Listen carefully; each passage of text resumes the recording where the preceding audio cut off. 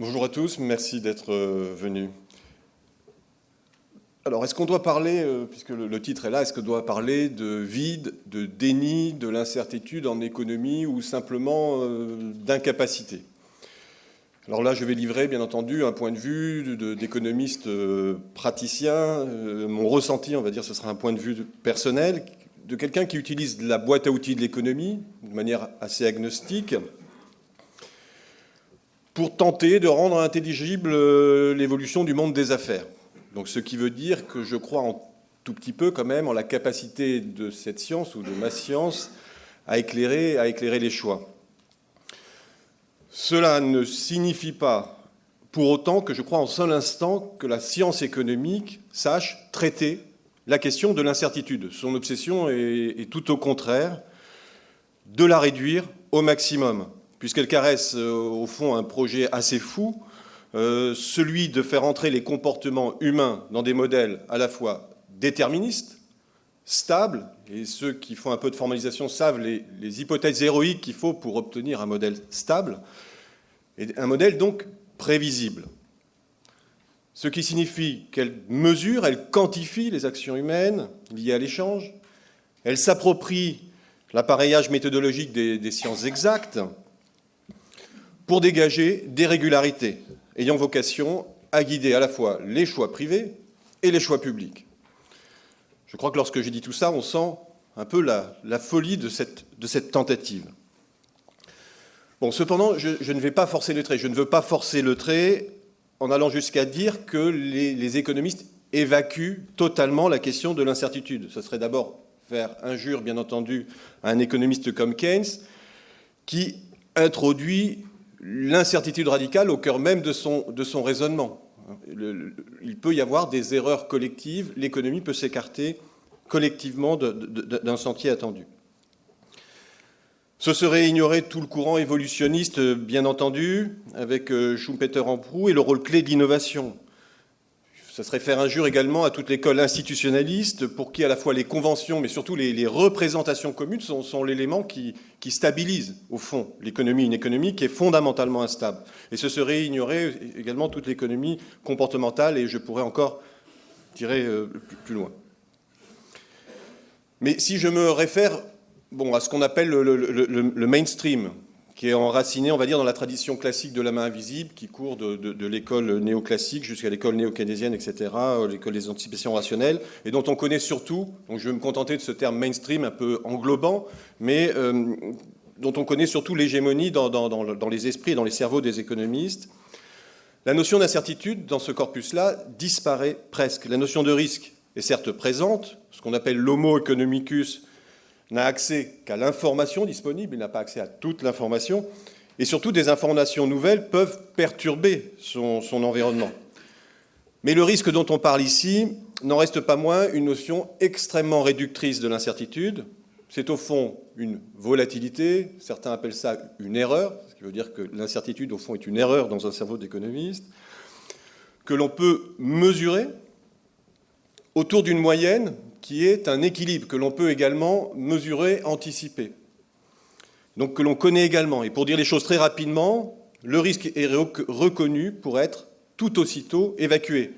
Dans ce monde, tous les risques sont assurables.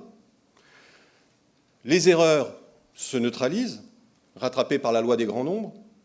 Et lorsqu'un aléa survient, il est corrigé,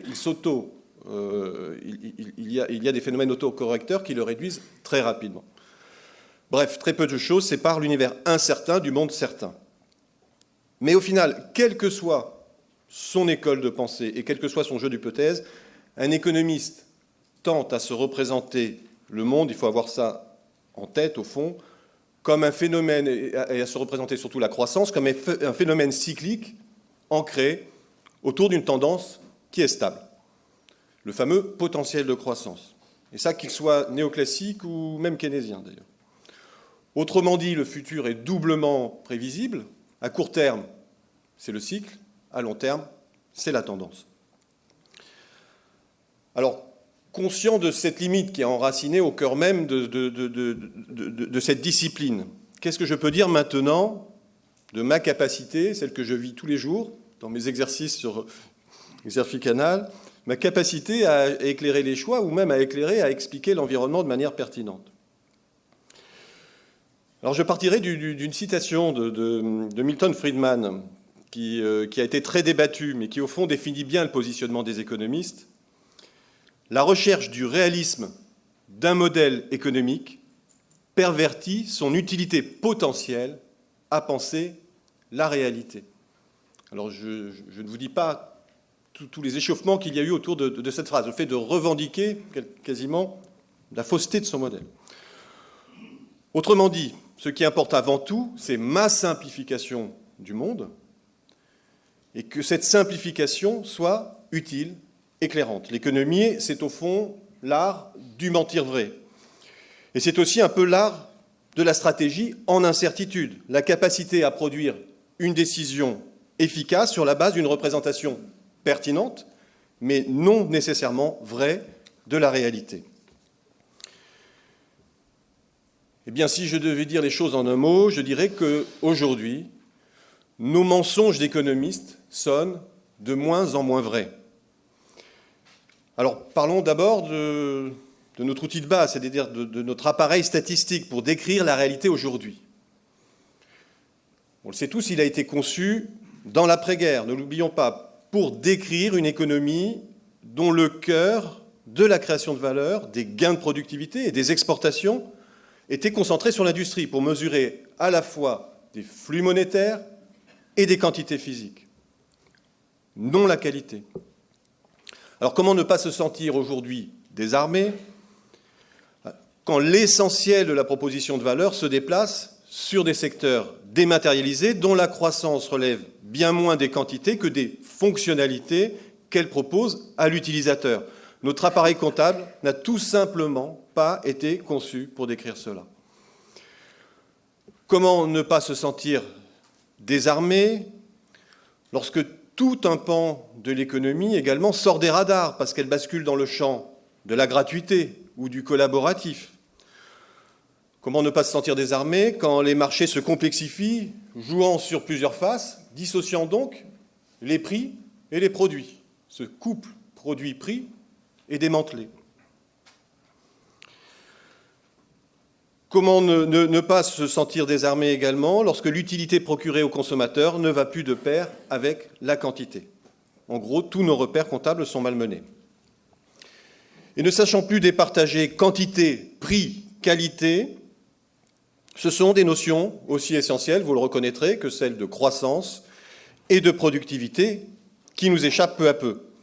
Il est impossible d'aborder tout ce débat passionnel autour de la stagnation séculaire, de la panne du progrès technique qui envahit le débat économique, sans prendre toute la mesure à la fois de ce brouillage, pour ne pas dire de ce brouillard du chiffre, pour reprendre une expression de Laurent.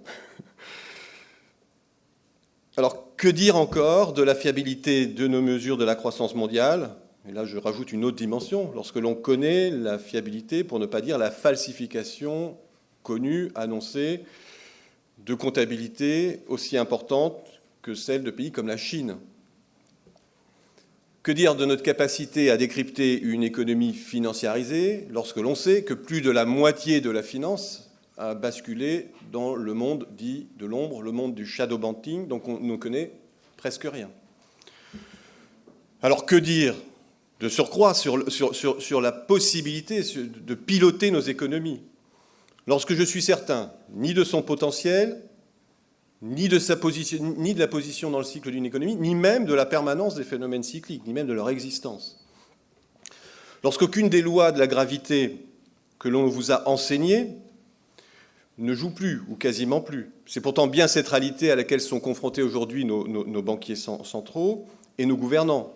Ils sont plongés dans l'inconnu, à la fois de ce qu'on appelle la grande modération, dans un environnement de taux d'intérêt que l'on n'a jamais connu, nul, voire négatif, avec des prix qui ne jouent plus leur fonction essentielle, sécurisante pour un économiste, leur fonction régulatrice habituelle.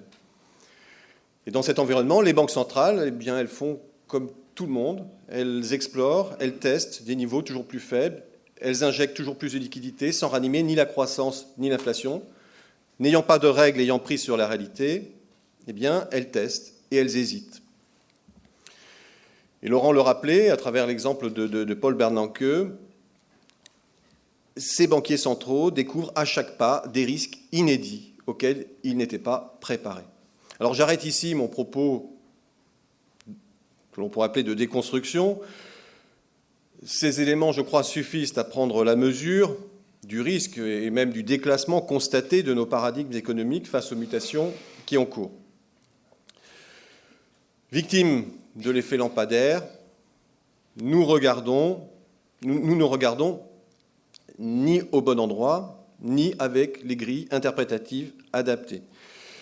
Et dans cette phase de profonde incertitude, où nous pouvons moins que jamais nous appuyer sur des lois stables, eh bien, je suis heureux de passer la parole à Philippe Baumard, dont j'espère et dont je crois que le domaine et la discipline a su beaucoup mieux que l'économie placer l'incertitude au cœur de son ADN. Merci beaucoup.